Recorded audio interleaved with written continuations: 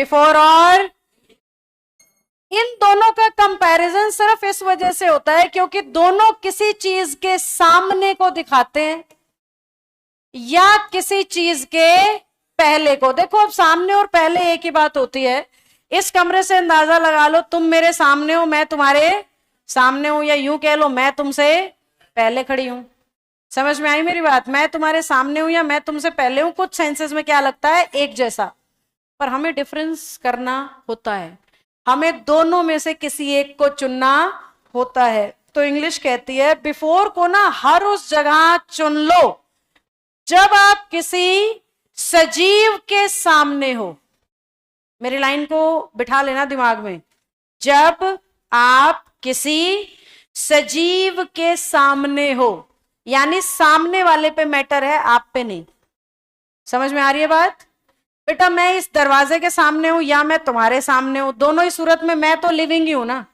तो खुद को नहीं देखना, सामने वाले को देखना है कि वो लिविंग है या नॉन लिविंग। ये गलती होती है हमसे, हम याद कर लेते हैं लिविंग के लिए बिफोर, नॉन लिविंग के लिए इन फ्रंट ऑफ, और पेपर में फिर खुद को देखने लग जाते हैं। अच्छा रोहन की बात कर रहा है तो सजीव है, बिफोर लगा दो।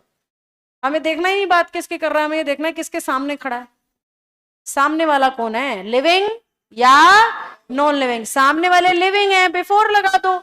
सामने वाले नॉन लिविंग है तो इन फ्रंट ऑफ लगा दो। अब मैंने कहा था मैं दरवाजे के सामने हूं, तो I am in front of the door, I am in front of that door, but I am before you all.